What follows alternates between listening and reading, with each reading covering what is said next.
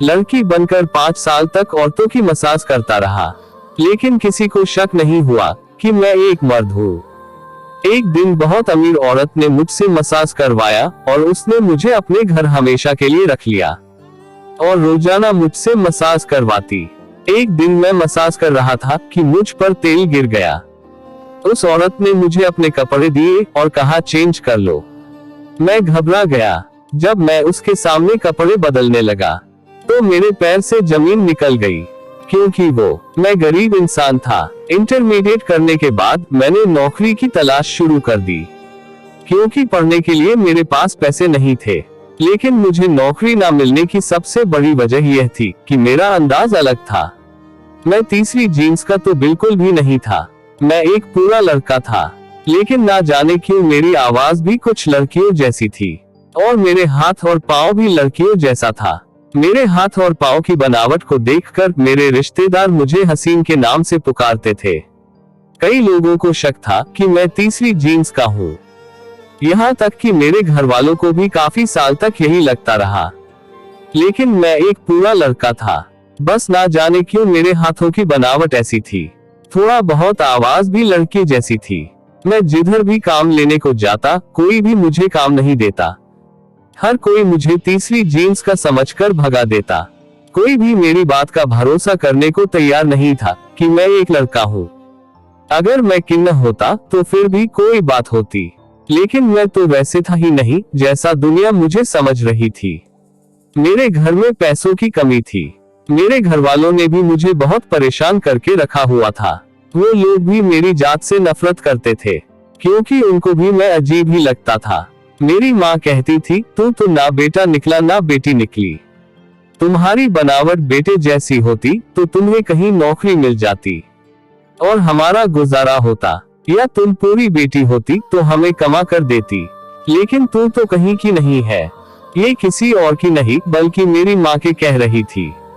जब दुनिया में इंसान साथ छोड़ देता है तो उसकी माँ उसका साथ देती है, लेकिन मेरी माँ तो माँ है और वही मुझे गलत इंसान ठहरा रही थी। समय गुजरता गया और मेरी उम्र 22 साल हो गई और मैं परेशान था। मैंने उसी परेशानी में अपना घर छोड़ दिया और दूसरे शहर आ गया। दूसरे शहर आकर भी नौकरी के लिए धक्के खाता रहा, लेकिन मुझे कहीं भी नौकरी नहीं मिला। फिर मुझे एक इंसान ने हिम्मत दिलाई, जिसका एक मसाज सेंटर था और वो मर्दों का मसाज करता था। उसने मुझे कहा कि तुम ये काम करो। मैंने उसके सेंटर में काम करना शुरू कर दिया, लेकिन वहाँ पर भी सबने मुझे तीसरी जीन्स का समझकर सबने मेरा बहुत मजाक उड़ाया। उनमें से एक ने तो मौका पाकर मुझे परेशान करने की कोशिश की। यहाँ पर मेरी बर्दाश्त की हद खत्म हो गई थी और उस सेंटर को छोड़ दिया। फिर मुझे ख्याल आया कि जब दुनिया मुझे लड़की समझती है तो मैं भी दुनिया के सामने लड़की बन जाता हूँ। मैंने अपने आप को लड़का साबित करने की बहुत कोशिश की, लेकिन हार गया।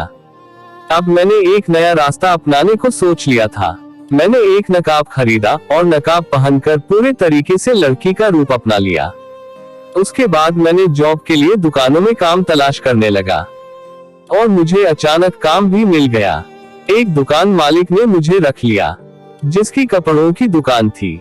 उसने मुझसे कहा कि तुम देखने में जरूर खूबसूरत होगी, अगर तुम नकाब उतार दो तो मेरे ग्राहक ज्यादा आएंगे। मैंने कहा कि मैं पर्दा करती हूँ, मैं ऐसा नहीं कर सकती। कुछ दिन मैंने वहाँ पर काम किया और मेरा अच्छा खासा गुजर होने लगा। मैंने एक कमरा किराए पर ले लिया। मैं पूरे दिन दुकान में बैठा होता था और दुकान का मालिक मुझे बहुत हौसला देता था। वो मुझ पर इस कदर मेहरबान था कि मैं हैरान हो जाता था कि ये इंसान मुझ पर इतना मेहरबान क्यों है। उसने कई बार मुझे नकाब हटाने को कही थी, लेकिन मैंने ऐसा नहीं किया क्योंकि मैं ऐसा कर ही नहीं सकता था।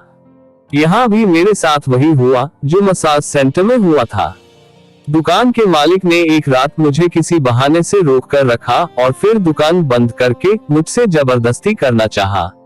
लेकिन जैसे ही उसने मेरा नकाब खींचा, उसे मालूम हो गया कि मैं लड़का हूँ, क्योंकि मेरी शक्ल तो लड़कों जैसी ही थी। बस हाथों की बनावट लड़कियों जैसी थी और थोड़ी आवाज भी। मेरा चेहरा देखकर दुकान के मालिक ने मुझे बहुत डांटा और कहा कि तुम धोखे से यह काम कर रहे थे। लड़की बनकर मैंने कहा, तुमने मुझे इसी काम के लिए साथ रखा हुआ था।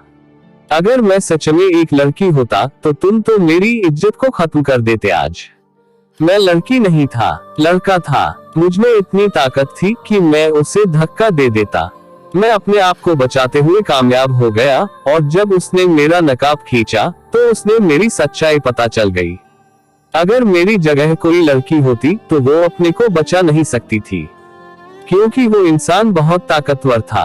लेकिन मैं भी एक मर्द था और मेरे अंदर भी ताकत थी। मैंने खुद को बचा लिया। मैं वहां से भाग निकला। मुझे बहुत अफसोस हो रहा था कि यह दुनिया कैसी है, ना लड़के को छोड़ती है ना लड़की को। जब मैं लड़की बनकर दुनिया के सामने जाता हूँ तो कहते हैं कि मुझे धोखा दिया तुमने, तुम तो लड़के हो। और जब मैं लड़का बनकर सामने आता हूँ तो मुझे किन्नत समझकर अलग नजर से देखते हैं। मैं एक बार फिर से बेरोजगार हो गया था, लेकिन मैंने हिम्मत नहीं हारी। इसी तरह नकाब पहनकर अपनी आवाज को लड़की की आवाज बनाकर मैं दूसरी नौकरी करने लगी। ये भी एक दुकान थी और वहाँ की मालकिन एक औरत थी, तो मुझे जरा तसल्ली थी। उस औरत ने मुझे नकाब हटाने को भी नहीं कहा। उस औरत का छोटा सा बेटा था और मैं उसका बहुत ख्याल रखता था और उसके कस्टमर को डील करता था। एक दिन वह औरत बहुत परेशान थी।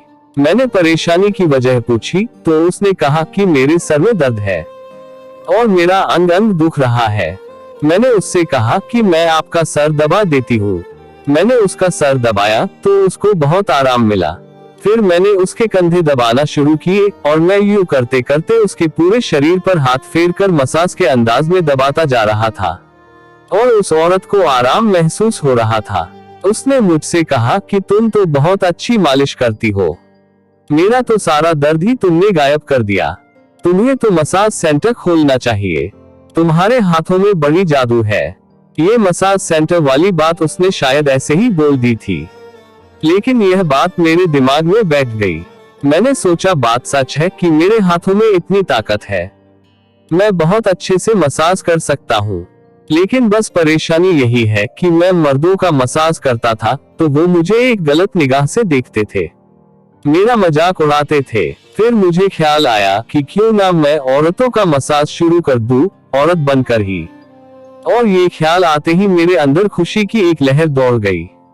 अगले दिन जाकर मैंने अपनी मालकिन से कहा कि मुझे थोड़ा पैसा चाहिए, मैं जल्दी आपका पैसा वापस कर दूंगी। मेरी मालकिन बहुत अच्छी थी, बहुत अच्छी दिल की मालिक थी और अब वो रोजाना ही मुझसे मसाज करवाया करती थी। उसने मुझे कहा, ठीक है, अगर तुम इतनी परेशान हो तो मैं तुम्हें थोड़ा बहुत पैसा दे देती हूँ। तुम्हारा ईमानदारी का काम मुझे बहुत अच्छा लगा है, इसलिए मुझे तुम्हारी मदद करने में कोई परेशानी नहीं है। उसने मुझे अच्छी खासी पैसा दे दी थी और मैं खुशी से उछल रहा था। मैंने उस पैसे से एक मसाज सेंटर खोल लिया औरतों के लिए। मैंने ये सेंटर उधार की बुनियाद पर खोला था और भगवान से प्रार्थना कर रहा था कि मेरा कारोबार चल जाए ताकि मैं अपनी मालकिन का पैसा वापस कर सकूं। मैं दिन को मालकिन के घर में काम करता था और शाम को अपना मसाज सेंटर खोलता और औरतें आती थी और मुझसे मसाज करवाती थी और मैंने नकाब पहना होता था। वो मुझसे मेरे नकाब की वजह पूछ रही होती थी तो मैंने यही कहा कि बस मैं पर्दा करती हूँ। मेरे हाथों की बनावट से किसी औरत को शक नहीं हुआ कि मैं असल में हूँ कौन। मैं हमेशा सोचता था कि भगवान ने मेरे हाथ को ऐसे क्यों बनाए हैं, क्यों मेरे आवाज को लड़की जैसा बनाया। लेकिन आज मुझे समझ आ गया था, भगवान कोई चीज बेकार नहीं बनाई थी। मेरे हाथ ही थे जो मेरे काम आ रहे थे। मेरा काम चल रहा था, मेरा मसाज सबको बहुत अच्छा लग रहा था, हर कोई मेरी तारीफ कर रहा था और मेरे ग्राहक ज्यादा होते जा रहे थे। जो भी औरत मुझसे मसाज करवाती वो आगे जाकर दूसरी औरतों को बता देती कि इसके हाथ में बड़ी ताकत है। अक्सर ऐसी औरतें आती थी जिनको शरीर की परेशानी का मसाला होता था और मसाज करने से उनकी परेशानी गायब हो जाती थी। ये पूरे औरतें मेरे सामने अपना अच्छा खासा कपड़ा उतार देती थी, लेकिन मैं उनको देखता नहीं था। मैं आंख बंद करके अपना काम करता था। मेरा उनको देखना भी पाप था।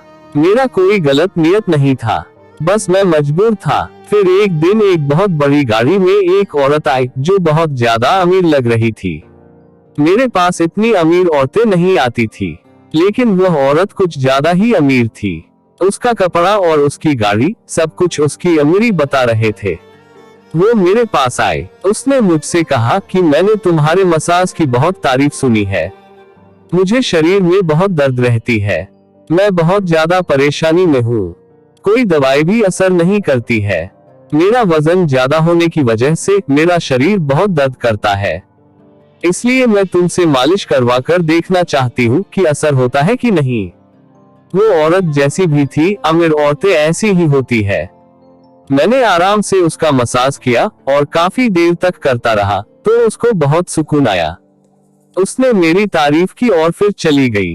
लेकिन अगले रोज वो फिर आई और मुझे कहा कि मैं तुम्हें लेने आई हूँ। तुम अब मेरे घर पर रहो।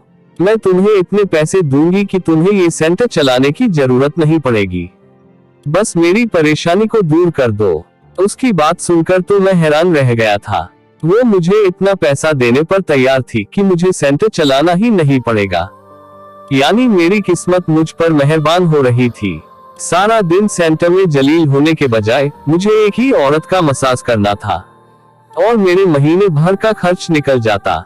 मैंने उस औरत से कहा कि मैं ये सेंटर बंद नहीं कर सकती, क्योंकि मैंने किसी से बहुत पैसा उधार लिया था ये सेंटर चलाने के लिए, और जब तक उसका उधार नहीं चुका देती मैं इसको बंद नहीं कर सकती।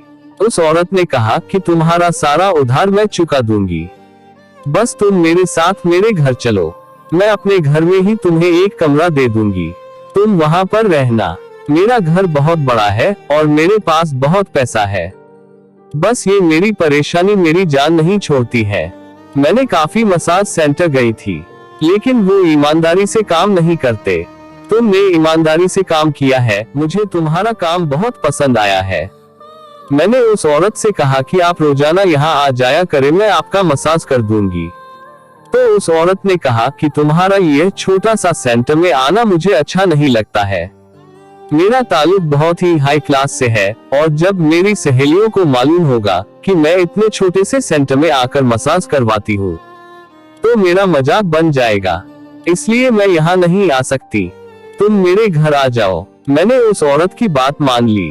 उस औरत ने मेरा सारा कर्जा चुका दिया।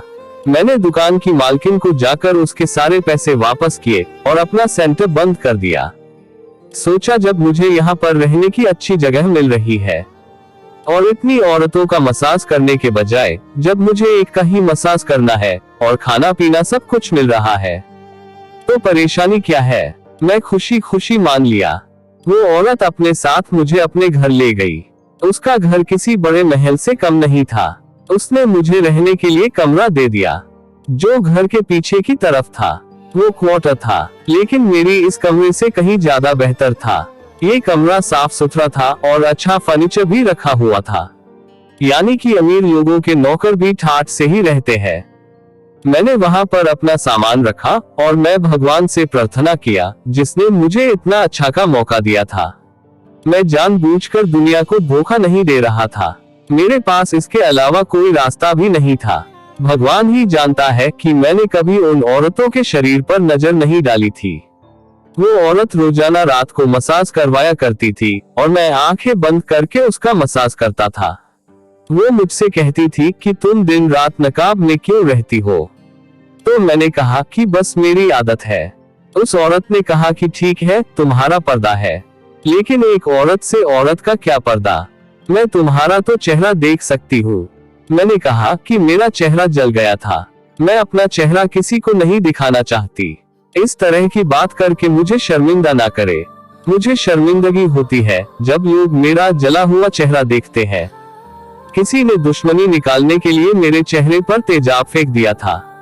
इस वजह से मेरा चेहरा देखने के काबिल नहीं है और मैं किसी को दिखाना भी नहीं चाहती। मेरी दुखती दिल पर हाथ ना रखे तो बेहतर होगा। उसने कहा कि मुझे बहुत अफसोस है कि किसी ने तुम्हारे चेहरे पर तेजाब फेंककर तुम्हारा चेहरा बिगाड़ दिया। चलो ठीक है, मैं तुम्हारे दिल नहीं दुखाती हूँ, लेकिन ये सब किसने किया। उस औरत ने जब ये सवाल किया तो मैं सोच में पड़ गया। मैंने कहा कि एक लड़के ने मुझे शादी करने को कहा था। और मैंने उसका रिश्ता ठुकरा दिया। उसके बदले उसने मरा चेहरा तेजाब फेंक कर जला दिया कि मैं किसी और से शादी नहीं कर सकूं। उस लड़के ने मुझसे बहुत बड़ा बदला लिया था।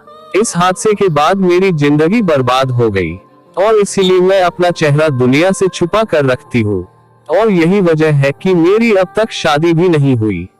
मैं अब ये काम करने पर मजबूर हूँ क्योंकि मुझे ये काम बहुत अच्छे से आता है। मेरे हाथों में ताकत है जो कि भगवान ने मुझे दिया है। मैं उससे फायदा उठाना चाहती हूँ। मैंने एक कहानी अपने चेहरे और नकाब को लेकर उस औरत को सुना दी ताकि उससे मेरी बात पर भरोसा आए और मैंने इतने अच्छे से ये झूठ बोला था कि उसे भरोसा हो गया। उसने मुझसे कहा कि सच में तुम्हारे हाथों में ताकत है। तुम्हारे हाथ की बहुत खूबसूरत बनावट के है। तुम पहले खूबसूरत चेहरे की लड़की रही होगी, लेकिन मुझे अफसोस बहुत है कि तुम्हारे साथ ये हादसा हो गया। लेकिन मुझे फायदा हो रहा है। तुम्हारे मसाज से मेरी परेशानी में बहुत कमी आई है। उस औरत ने मेरी बात पर भरोसा कर लिया और मुझे भी आराम हो गया, क्योंकि अफसोस भी हो रहा था कि अपनी पहचान दुनिया से छुपानी पड़ रही है। हालांकि इसमें मेरा कोई कसूर नहीं था। मुझे झूठ बोलते हुए शर्मिंदगी भी हो रही थी, लेकिन मैं बहुत मजबूर था। मैं कुछ पैसे अपनी माँ को भेजने लगा। यह पेट जो भरना था अपना और अपने घर वालों का। लोग सच कहते हैं, इस पेट को भरने के लिए इंसान क्या कुछ नहीं करता। मैंने जो रास्ता अपनाया था, लेकिन फिर भी पूरी ईमानदारी से अपना काम कर रहा था। लड़का बनकर जाता तो लोग मेरे पीछे पड़ जाते, लड़की बनकर जाता तभी लोग मेरे पीछे पड़ जाते। इसलिए मैंने सोचा कि मर्द तो दोनों सूरतों में मुझे नुकसान पहुंचाएंगे, कोई औरत मुझे नुकसान नहीं पहुंचा सकती। इसलिए मैंने औरतों के साथ काम करने का फैसला कर लिया। लेकिन मेरी असलियत उस औरत से ज्यादा दिन छुपी ना रह सकी। एक दिन मैं उसका मसाज कर रहा था कि अचानक से तेल की शीशी जो मेरे हाथ में थी वो पूरे कपड़े पर गिर गई।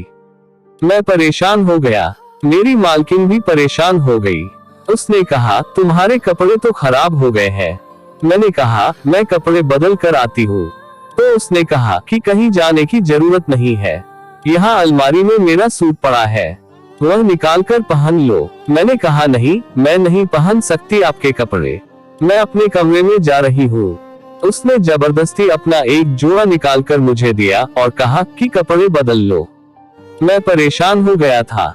मैं उसके सामने कैसे कपड़े बदलता? वहाँ पर वॉशरूम भी नहीं था। यह कमरा सिर्फ मसाज के लिए उस औरत ने रखा हुआ था। मैंने बाहर जाने को कहा तो उसने कहा कि अगर मैंने उसके सामने कपड़े नहीं बदले तो आज नौकरी से निकाल देगी। उसकी बात सुनकर मैं परेशान हो गया, क्योंकि उसकी नौकरी मुझे बहुत फायदा हो रहा था। मैं मुफ्त में खा पी रहा था, मुझे घर भी मुफ्त में मिली थी। मुझे इतने पैसे मिल रहे थे कि मैं अपने घर वालों को भी भेज दिया करता था। मुझे ज्यादा मेहनत नहीं करनी पड़ी थी। मुझे घर से बाहर नहीं निकलना पड़ता था। मुझे जमाने की बातों का डर नहीं था। मुझे यहाँ पर हर चीज की आराम थी और मैं उन आराम को कभी नहीं खोना चाहता था। लेकिन उस औरत की जिद थी कि मैं उसके सामने कपड़े बदलूं। मैंने उससे कहा कि आपके सामने कपड़े नहीं बदल सकती हूँ। आप अच्छी तरह से जानती है कि मैं अपना चेहरा भी छुपा कर रखती हूँ, तो मैं अपना शरीर आपके सामने कैसे खोल सकती हूँ? मेरी बात सुनकर उस औरत के चेहरे पर एक मुस्कुराहट बिखर गई। उसने कहा कि मुझे तुम्हारी असलियत मालूम हो गई है। मुझे पता चल गया है कि तुम लड़की नहीं हो, लड़का हो। इसलिए मैं तुमसे ये कह रही थी कि तुम खुद अपने मुंह से कह दो। उस औरत की बात सुनकर मैं हैरान हो गया। यानी कि वो पहचान गई थी। वो इतनी चालाक थी, वरना आज तक मैंने इतनी सफाई से काम किया था कि किसी को भी शक नहीं हुआ था कि मैं कौन हूँ। लेकिन उस औरत को शक हो गया, बल्कि उसे यकीन था। उसकी बात सुनकर मैंने रोना शुरू कर दिया। शर्मिंदगी के मारे बहुत बुरा हाल हो गया कि जमीन फट जाए और मैं जमीन के अंदर समा जाऊं। मैंने जितना उस चीज को छुपाने की कोशिश की, आज मेरा सारा भेद उस औरत के सामने खुल गया था। उसने मुझे कहा कि रोना बंद करो और मुझे बताओ कि तुमने ऐसा क्यों किया। मैंने उसे सारी बात बता दी कि शुरू से लेकर जमाने ने मेरे साथ कैसा व्यवहार रखा। जब मैं लड़का बनकर जाता तब भी लोग मुझे भगा देते और मुझ पर अलग नजर रखते। और मैं लड़की बनकर जाता तब भी मेरे साथ बुरा ही होता था। इसलिए मैंने सोचा कि मैं औरतों के साथ औरत बनकर काम करूं, ताकि कोई परेशानी ना होगी। मैंने किसी के साथ कभी कोई गलत काम नहीं की। आंखें बंद करके मसाज करता हूँ। आप जानती है, गरीब का मारा इंसान बहुत मजबूर हो जाता है कि कुछ भी कर जाता है। काश के आप जैसे अमीर लोग समझ पाते, लेकिन मुझे पता है कि आप नहीं समझेंगी मेरी बात। मैं खुद ही यहाँ से चला जाता हूँ। मैं जाने लगा तो उसने मुझे कहा कि मुझे तुम्हारी परेशानी का अंदाजा हुआ है। जो कहानी तुमने सुनाई है वो यकीनन एक दर्दनाक दास्तान है। तुम कितने मजबूर थे मुझे पता है। मुझे कुछ दिन पहले ही पता हो गया था कि तुम लड़की नहीं लड़का हो, और इसीलिए मैंने जानबूझकर तेल तुम्हारे कपड़ों पर गिरा दिया। मैं तुम्हें गलत समझ रही थी, लेकिन अब मुझे पता चल गया है कि तुम गलत नहीं हो। तुमने जो किया मजबूरी में किया। तुम्हारी मदद करना चाहती हूँ और मैं तुमसे मसाज तो नहीं करवाऊंगी, क्योंकि मुझे मालूम हो गया है कि तुम लड़की नहीं हो। लेकिन मेरे पास तुम्हारे लिए और काम है। तुम्हारा ईमानदारी मुझे बहुत अच्छा लगा। तुमने कोई गलत काम नहीं की। मैं तुम्हारी मजबूरी समझते हुए तुम्हें एक और नौकरी दे रही हूँ। औरत की बात सुनकर मुझे खुशी हुई। मैंने पूछा कि मेरे लिए क्या काम है, तो उसने कहा कि तुम्हें मेरे घर की रखवाली करनी होगी। मैं किसी और पर भरोसा नहीं करती। तुम्हें जितने दिन मैंने अपने घर में रखा तुमने कोई चोरी नहीं की। बहुत अच्छे तरीके से तुम यहाँ रह रहे थे। आज के बाद तुम मेरे घर की रखवाली करना। मैं घर से बाहर होती हूँ तो मुझे डर होता है कि मेरे दूसरे नौकर चोरी करेंगे, या मेरा पति दूसरी औरतों को घर ले आएगा। मेरे जाने के बाद मेरे घर में क्या होता है, मेरा पति और मेरे बच्चे क्या करते हैं, वो सब तुमको मुझे बताना है। आंखें चार करके मेरे घर पर नजर रखनी है। बस इतना सा तुम्हारा काम है। मालकिन की बात सुनकर मैं खुश हो गया। ये काम तो मेरे लिए बहुत आसान था, यानी कि मुझे सब कुछ यहाँ पर देखना होगा और मुझे रखवाली करनी होगी। मालिक ने मुझे कहा कि ये नकाब पहनने की भी जरूरत नहीं है। तुम अपना मर्दाना कपड़ा में काम कर सकते हो। तुम्हें कोई कुछ नहीं कहेगा। इस बात ने मुझे और खुशी दी थी। मैं अब लड़कों के कपड़े में ही काम करता था। मैं देखने में भले ही लड़की जैसा था, लेकिन मेरे अंदर ताकत लड़कों वाली ही थी। मैं किसी भी चोर और डाकू का मुकाबला कर सकता था। इसलिए मेरा कारोबार एक बार फिर से चल पड़ा। मैंने पूरी ईमानदारी से काम किया। यहाँ पर मेरा रहना और खाना पीना मुफ्त, और मुझे पैसा भी मिलती थी। तो मैं पैसा जमा करता जाता, और मैंने पैसा जमा करते करते अपना एक छोटा सा मकान ले लिया था और अपने मम्मी पापा को यहाँ ले आया। मुझे उस औरत के घर में काम करते हुए अब 10 साल हो चुके हैं। वो बीमार होकर बिस्तर से लग गई है, लेकिन उसने मुझे नौकरी से नहीं निकाला। मैंने पूरे घर वालों का भरोसा जीता। उस औरत ने मुझे कहा कि लोग तो बहुत है, लेकिन जिस ईमानदारी से तुमने मेरा काम किया था और तुम आंखें बंद करके जब मेरा मसाज करते थे, तभी मुझे अंदाजा हो गया था कि तुम कितने साफ दिल इंसान हो। बस तुम मजबूर हो। तुम्हारी इसी साफ दिल को देखते हुए मैंने तुम्हें अपने घर में जगह दी। आज मैं बहुत खुश हूँ। मेरे मम्मी पापा छोटे से घर में रह रहे हैं और मैं उस घर में आराम से रह रहा हूँ। सच कहते हैं, जब भगवान एक को एक चीज नहीं देता है तो दूसरा दे देता है। मेरे पास पैसा नहीं था, लेकिन उस औरत के दिल में भगवान ने रहमत डाल दी थी और मेरे सारी परेशानी हल हो गए थे। सारी बात मेरी नियत की थी, जो साफ थी। मेरी कहानी सुनकर आपको मुझ जैसे इंसानों के बारे में अंदाजा हो गया होगा कि हम जैसे लोग जो पूरे मर्द होके भी कुछ नहीं कर सकते, और जमाना उनके साथ क्या सलूक करता है, और वो लोग कितने मजबूर होते हैं। मेरी आपसे गुजारिश है कि मेरे जैसे अगर किसी इंसान को आप देखें तो उसके साथ हमदर्दी से बात करें। अगर एक इंसान पूरी तरह से किन्ना होता है तो फिर भी उसे जमाने में जगह मिल जाती है, और वह वही काम करता है जो किन्ना करते हैं। दोस्तों, लेकिन अगर एक इंसान पूरे मर्द हो, लेकिन उसके हाथ पाप की बनावट, उसकी आवाज़ औरतों जैसी लगती हो, तो उसे जमाने में बहुत मुश्किल का सामना करना पड़ता है। बिल्कुल ऐसे ही जैसे एक पागल के लिए एक जगह है जिसे पागल खाना कहते हैं, और वो वहीं पर रहता है। आधा पागल इंसान न तो पागल खाने में रहता है, न अपने घर में सुकून से रह सकता है। हम जैसे लोगों का यही परेशानी था।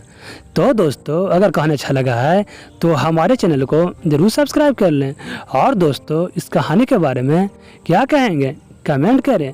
तो मिलते हैं एक नई कहानी में। धन्यवाद दोस्तों।